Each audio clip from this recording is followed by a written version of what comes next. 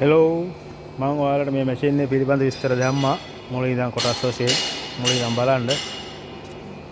දැන් 90ක් වැඩ ඉවරයි. දැන් තියෙන මැෂින් එක වහන්න.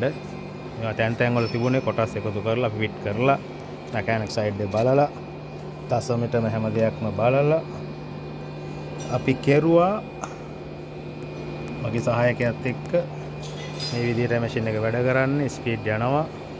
මේක ටොන් 14ක් බරයි. ඒ කියන්නේ කිලෝ 14000කට වැඩිය බරයි. මේ විදිහටයි ගල් ඇතුළට එන්නේ මෙතනින්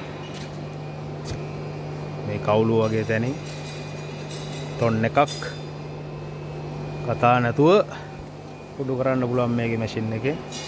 අවශ්‍ය ප්‍රමාණයට ගල් සයිස් වලට කඩා ගන්න ඇඩ්ජස්ට් කරන්න පුළුවන්. ඇඩ්ජස්ට් කරන කෑල්ල තියෙන අතන ඒකත් අපි ෆිට කරලා ඉවරයි. පිස්ටන් නැහැ තාම. පිස්ටන් නැති නිසා මම ඒකට ආදේශ කරලා පොඩ්ඩක් මැෂින් එක ෆිට කරන්න ඕන නිසා කේබල් එකක් දාලා අල්ලලා තියෙනවා. දැනට මේක තමයි ඇඩ්ජස්ට් කරන්නේ. ගල් කැඩෙන්නේ මේකෙන් අවශ්‍ය ප්‍රමාණයට සයිස් එකට.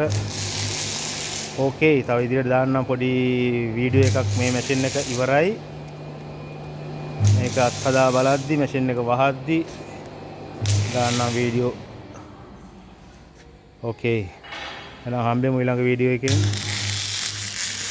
ගන්න පුළුවන් දෙයක් තියෙනවා නම් ගන්න. මේ පිළිබඳ දන්න කෙනෙක් ඉන්නවා නම් මට මැසේජ් එකක් තියන්න.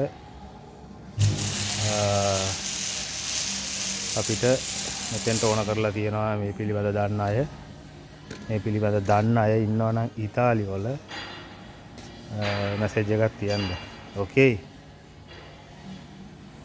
බයි.